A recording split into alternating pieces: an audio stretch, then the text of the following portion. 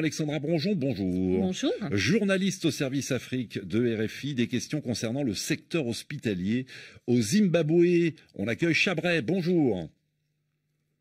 Bonjour Juan, bonjour les amoureux de la pêche sortie du actualité. Actualité, les amoureux sont nombreux, j'espère, comme tous les matins. Quelles sont vos questions, Chabret? Merci Juan. Un milliardaire zimbabwéen a promis de financer une partie des salaires de médecins des hôpitaux publics. Alors, je voulais savoir comment expliquer que les médecins zimbabwéens soient si mal payés. Oui, il a promis 6 millions de dollars, ce médecin. 6 millions de dollars, de quoi payer le salaire de 2000 médecins pendant les 6 prochains mois. Alexandra Bronjon, un mot sur l'état des lieux du secteur hospitalier au Zimbabwe. Les médecins disent sont si mal payés, mais en même temps, ils ne sont pas payés, je crois, depuis plusieurs mois déjà, non ?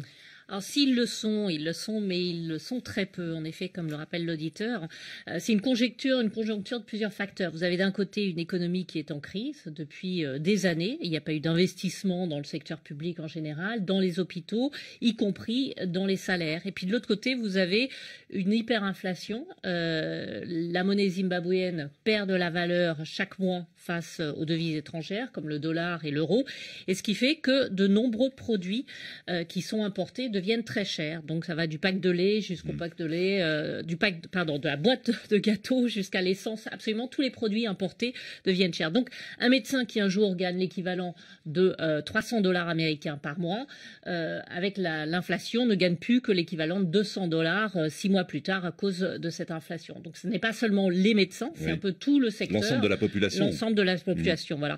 Rappelons que les médecins sont mis en grève, c'était en septembre dernier, justement pour dénoncer ce problème. Et justement, en septembre dernier, vous étiez sur place, vous avez pu visiter un de ces hôpitaux. Oui, tout à fait. J'ai visité l'hôpital général d'Harare, qui s'appelle Paris Rieniatoire, et qui tournait vraiment au ralenti. Il y avait pas de médicaments, le matériel qui était cassé n'avait pas été remplacé depuis des années, il n'y avait pas d'eau, parce que la ville d'Harare avait coupé l'eau, faute d'argent, pour pouvoir acheter les produits chimiques pour traiter l'eau. Oui. Voilà.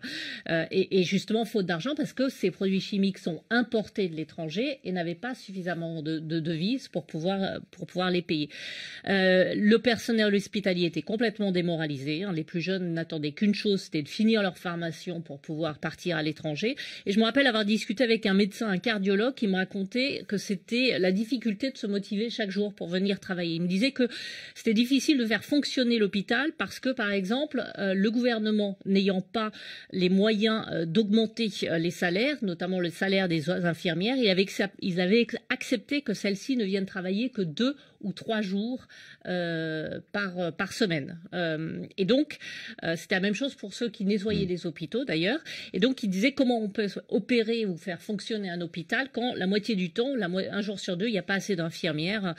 Voilà, donc ça, c'est juste un exemple parmi d'autres.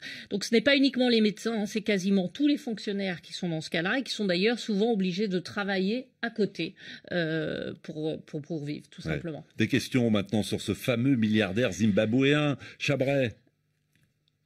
Oui, Juan, mais qu'est-ce qui motive Steve Masiyiwa à verser 6 millions de dollars, son fonds personnel, pour financer les salaires de médecins des hôpitaux publics? Y a-t-il un intérêt politique? Y a-t-il un intérêt politique? Bon, déjà, qu'est-ce qui motive ce milliardaire qui a fait fortune dans les télécommunications? Oui, tout à fait. C'est un homme d'affaires d'origine zimbabwéenne qui, lui, vit en Grande-Bretagne, qui, vous disiez, a fait fortune dans les télécoms. Et c'est un philanthrope reconnu, qui finance de nombreux programmes de scolarisation et de santé sur le continent.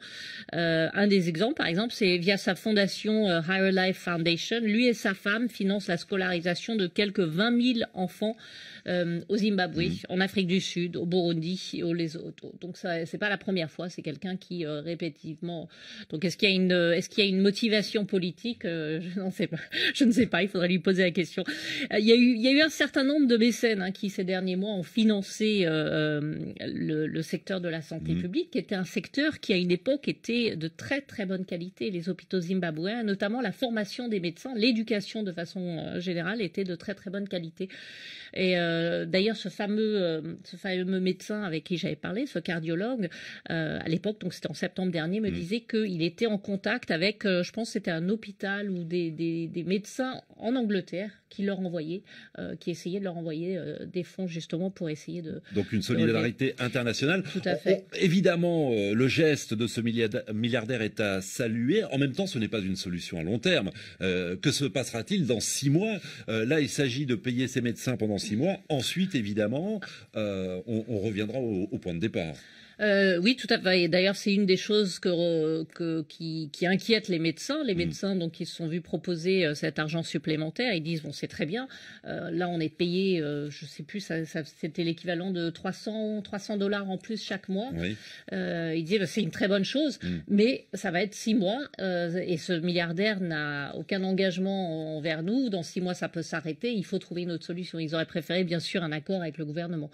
Le gouvernement n'ayant pas d'argent, pour l'instant, l'accord est difficile à trouver.